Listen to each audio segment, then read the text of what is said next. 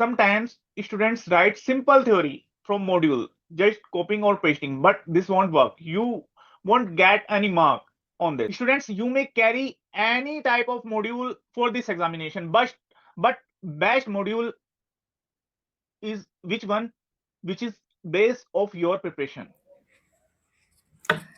क्या आपने भी अभी तक आईबीएस की तैयारी नहीं की है और कल एग्ज़ाम है? कोई बात नहीं, ये वीडियो आपके लिए ही है। सो देखो, मेरा भी कल आईबीएस का एग्ज़ाम है एंड मैंने कल से बहुत सारी इन्फॉर्मेशन इकट्ठा करने की कोशिश की है कि हमें कैसे पढ़ना चाहिए, क्या नहीं पढ़ना चाहिए।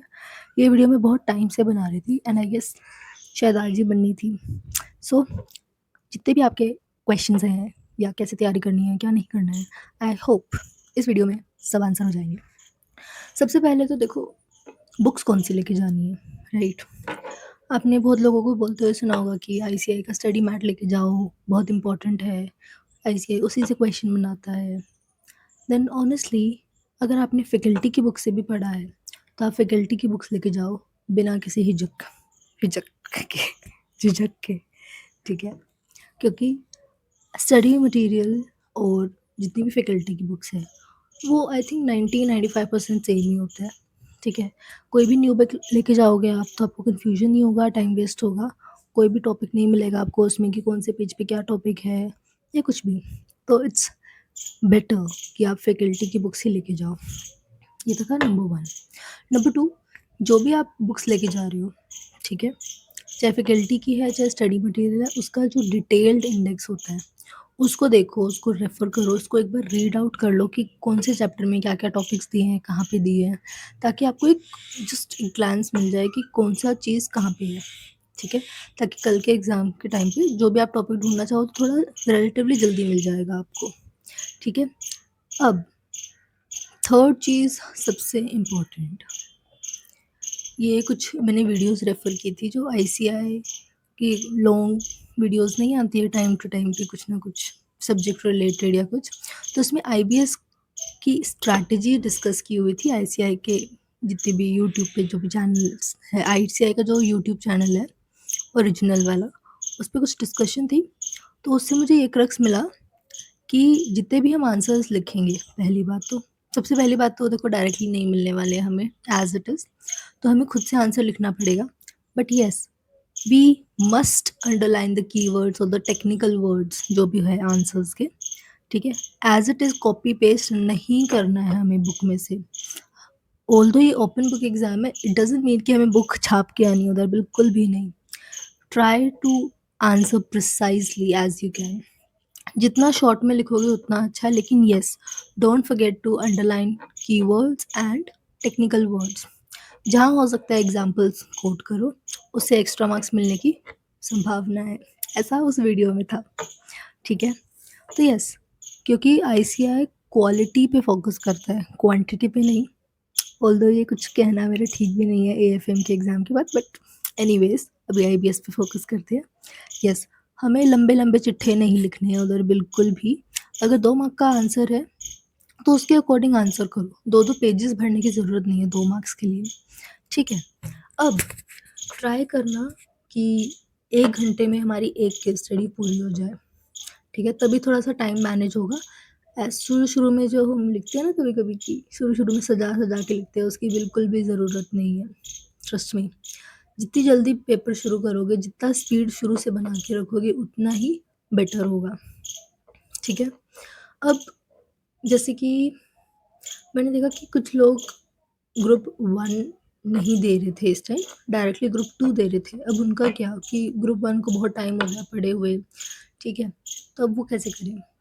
तो ट्रस्ट मी, उस वीडियो में ये बताया था कि ग्रुप 1 के बच्चों को जिनको बहुत ज़्यादा टाइम हो गया पढ़े हुए, तो वो लोग क्या कर सकते हैं, थ्योरी वाले सब्जेक्ट पे फोकस कर सकते हैं, जैसे मेनली ऑडिट और एएफएम की थ्योरी के ऊपर, ठीक है? क्योंकि थ्योरी हमें पता है एज इट इज़ लिखना होता है, प्रैक्टिकल में फिर भी हम कहीं ना कहीं फंस सकते हैं। तो अगर आपको लगता है कि आपका प्रैक्टिकल स्ट्रॉन्ग है तो आप प्रैक्टिकल कर सकते हो, उसमें कोई दिक्कत नहीं है। बट येस, सजेस्टेड वाज कि ऑडिट और एएफएम कर सकते हो, एंड एएफएम में भी स्पेशली फॉरेक्स वाला चैप्टर वेरी इंपॉर्टेंट, ठीक है?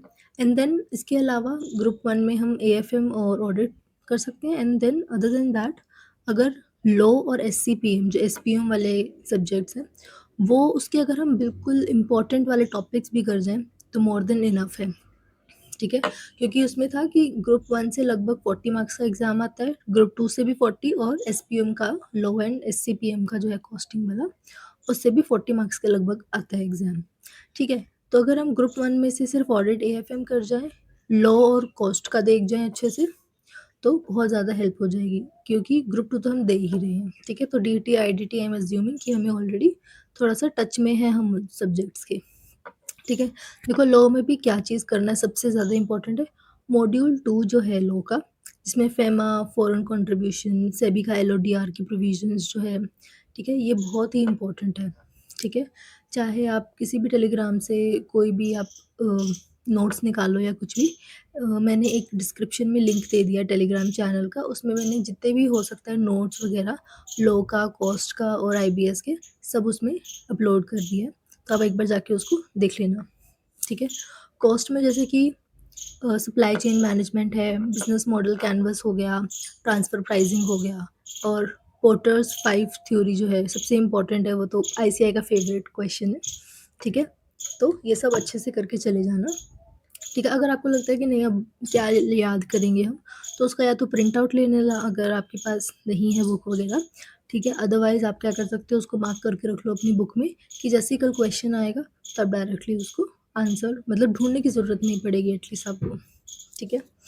इसके अलावा आप ICI के जो बुकलेट है IBS की, उसके 2-3 क्वेश्चंस एक बार रीड करके देखो, किस तरीके से क्वेश्चन आ रहे हैं उसके, ठीक है। एक आपको थोड़ा-सा अंडरस्टैंडिंग हो जाएगी कि किस तरीके से क्वेश्चन फ्रेमिंग हुई है, कैसे केस स्टडी में से क्वेश्चन बनाए हुए हैं, एक रफ आइडिया हो जाएगा आपको, ठीक है।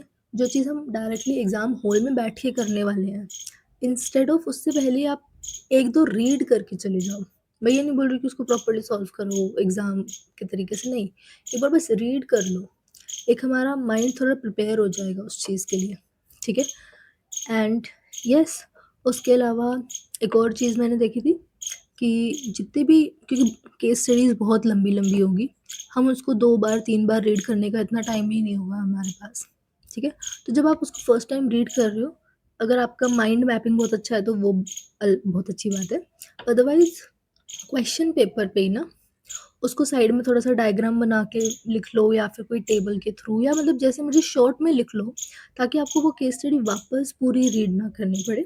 सिर्फ़ वो डायग्राम या जो टेबल आपने साइड में बनाया है, बस वो देखो, आपको एकदम समझ आ जाए कि इसमें ये चीज़ पढ़ी थी मैंने, फिर अकॉर्डिंगली उसको आंसर कर दो, ठीक है।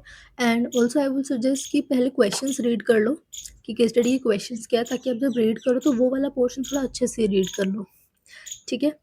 And then yes, I think that is it, that बस यही था आई थिंक। इसके अलावा तो रब रखा है सब कुछ कि कल एग्ज़ाम जैसा होगा, टेंशन बिल्कुल भी मत लो, जैसा होगा अच्छा होगा, क्योंकि जितनी ज़्यादा टेंशन होगी उतना एफअप हो जाएगा ब्रेन का, ठीक है। तो जस्ट रिलैक्स, लास्ट एग्ज़ाम है, बिल्कुल चिल होके दो, ऐसे सोचो कि ये अभी हम टेस्ट ही दे रहे हैं नॉर्मल, ठीक है। क्योंकि जितना ज़्यादा टेंशन लोगे उतना ही कन्फ्यूजन हो जाएगी, पैनिक हो जाएगा, तो उसकी बिल्कुल भी ज़रूरत नहीं है। अगर मुश्किल पेपर आ रहा है तो सबके लिए आ रहा है, सिर्फ़ आपके लिए नहीं आएगा स्पेशल, ठीक है। Don't worry about that and all the very best for the exam. So yes, bye bye, don't forget to like, subscribe, bye.